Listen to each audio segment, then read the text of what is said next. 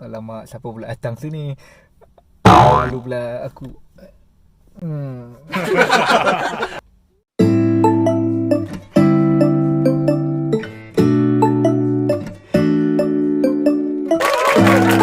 Okay.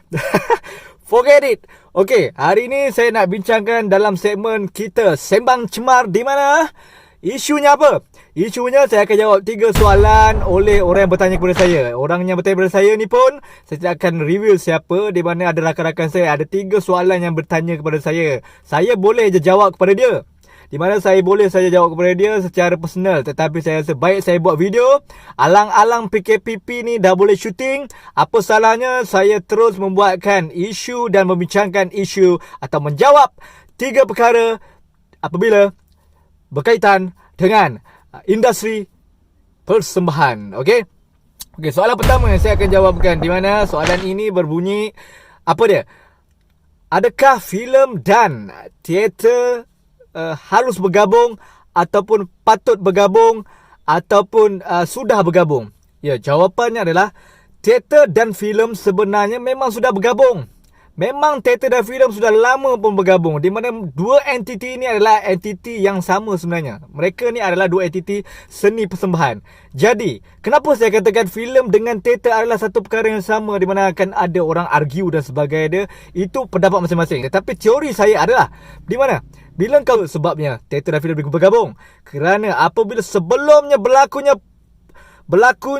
filem itu terjadi ataupun satu bentuk footage ataupun dalam bentuk rakaman dan sebagainya yang ditayangkan dalam medium macam-macam, di panggung wayang, di YouTube, Netflix dan sebagainya medium, ada berlakunya proses teater, di mana sebelum berlakunya rakaman itu, semua pelakon akan melakukan proses teater. Di mana apa yang berlaku? Mereka akan set up ruang lakon, director akan datang, director akan duduk dan director akan cakap action, dan mereka akan berlakon di situ. Dan sebab apa saya kata teater berlakon di situ? Kerana apa?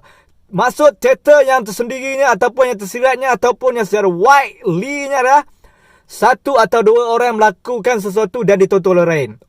Dan ditonton oleh orang lain. Siapa orang lain itu? Kru-kru yang terlibat dalam proses syuting itu. Jadi, soalan yang kedua, di mana soalan ini apa?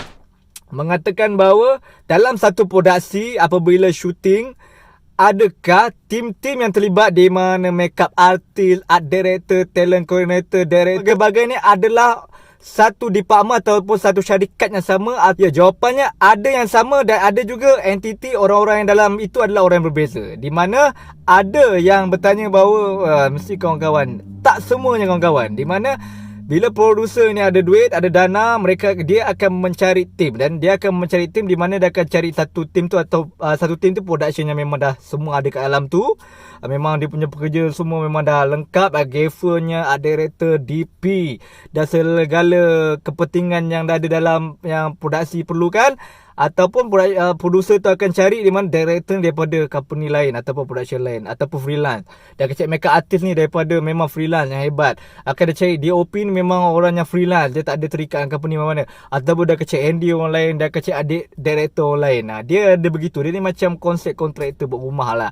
So bukannya orang kata, oh dalam satu production tu memang itulah production dia. Maknanya itulah bila dia buat drama, production tu production dia je. No, producer yang menentukan. Sebab itu dulu ada kes di mana dia mengatakan bahawa I director, I tidak suka dia sebagai pelakon. Tetapi bila producer, iaitu kepala yang paling besar, sudah memilih dia yang berlakon, I director, I tak boleh buat apa, I buat kerja I.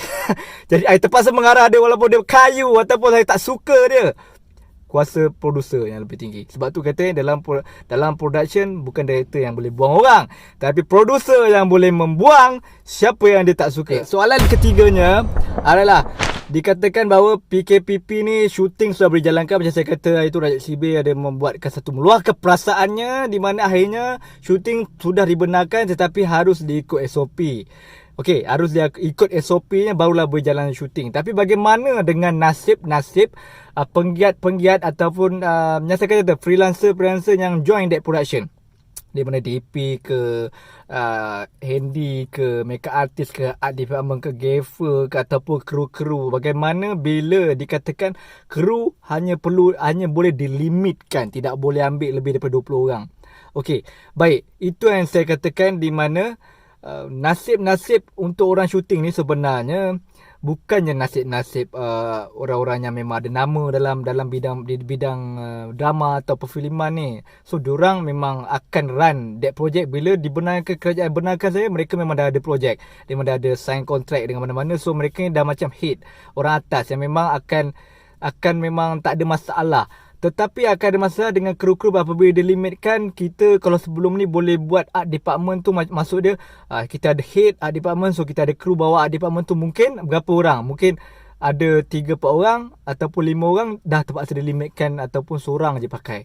So maknanya dah tak ada job dorang bawah ni. Sama juga dengan handy, sama juga dengan makeup artist, sama juga dengan bahagian-bahagian lain. So maknanya sebenarnya hakikatnya bila yang duduk pengikut ni ada masalah apabila walaupun PKPP ni dah boleh syuting, tapi mereka tetap tidak dapat terbela nasibnya. Di mana juga saya ada baca, di mana baru-baru ini saya tengok, di mana ada N Nazri ke apa, ataupun siapa adik-beradik dengan Nazri ni, dia pun seorang producer yang menjalankan syuting. Saya tengok di awal ni, dia mengatakan bahawa drama memang dah dijalankan, disambung lagi bila PKP ni sudah boleh syuting, tetapi dia terpaksa melimitkan, di mana kru melimitkan pelakon. Dia terpaksa reconstruct that script juga, di mana kalau dalam skrip itu pada awalnya ada pelakon tambahan, ada mengacau ke, ataupun ada pelakon tambahan yang dalam scene tu sekadar untuk memeriahkan suasana, terpaksa dipotong hanya kerana sebab nak limitkan kru. Dan rasanya benda-benda tu dah tak penting sekarang. Yang penting drama itu jalan dengan point utamanya.